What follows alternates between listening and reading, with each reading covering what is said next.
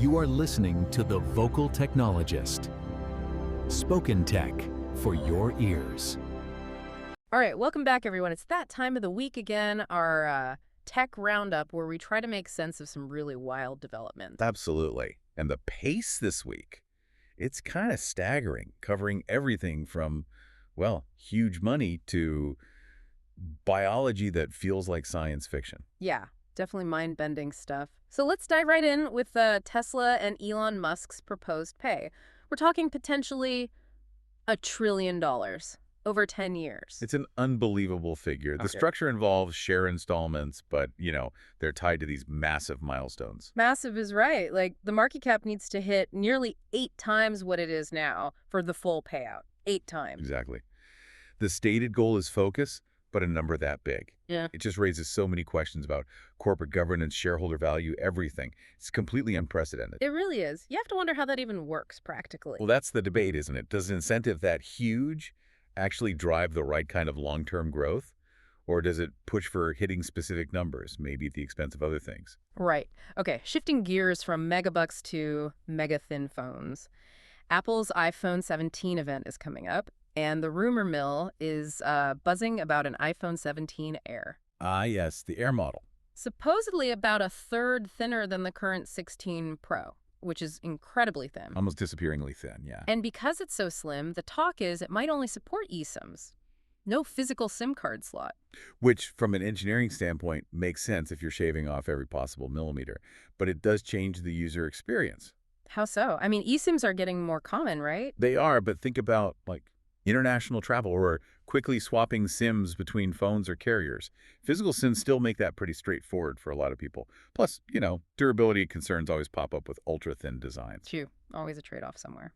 Okay, let's move from consumer tech to something really profound in human health, sauna biotechnology. Oh, this is fascinating. The CRISPR work. Yeah, exactly. So they've used CRISPR, basically like molecular scissors for DNA editing, to engineer pancreas cells. Right, from a deceased donor. And they've implanted these into someone with type 1 diabetes. And here's the kicker. The cells are producing insulin for months now, without the patient needing those heavy immune-suppressing drugs. That's huge, right? It's potentially revolutionary, honestly. The biggest problem with islet cell transplants now is that lifelong immune suppression with all its side effects. Right. If this method works long-term and can be scaled, it gets around that completely. It could be a functional cure, not just a management strategy. Truly a game changer. Wow. Okay, and sticking with futuristic medicine, another Musk venture, Neuralink. Ah, the brain-computer interface.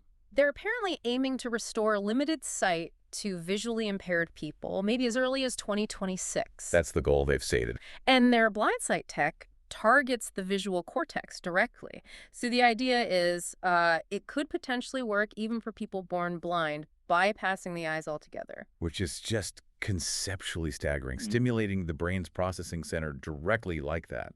Yeah. And the FDA has given it that breakthrough device designation. It really does feel like something straight out of a movie. It pushes boundaries on what we even consider perception, doesn't it? The blurring lines between natural senses and, well, technologically assisted ones. The ambition is incredible. Totally. Okay, from fixing biology to creating art with AI. OpenAI is backing an animated movie. Critterz. And the plan is make it in 9 months, compared to 3 years normally for animation. And for under $30 million, which is a fraction of the usual budget for a major animated feature. They're aiming for a global release next year, maybe debut at Cannes. Is AI just going to take over Hollywood now? Well, takeover might be strong, but it's definitely disruptive. It signals a massive potential shift in the economics of making films and other creative content. Faster, cheaper. Potentially, yeah.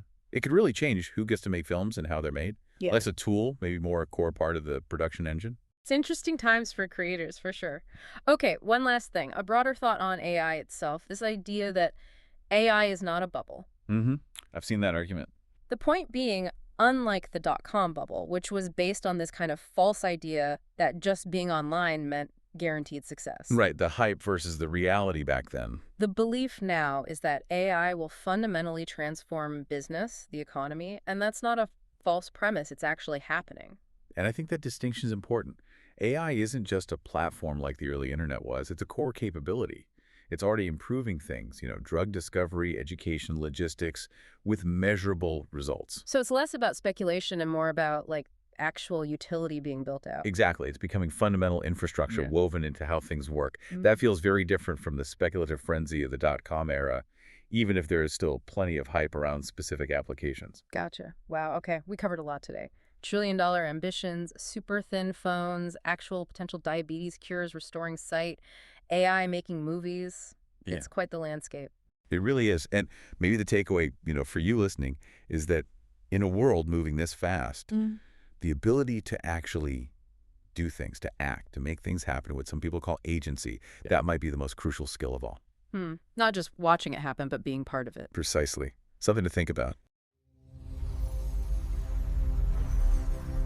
Spoken Tech for your ears.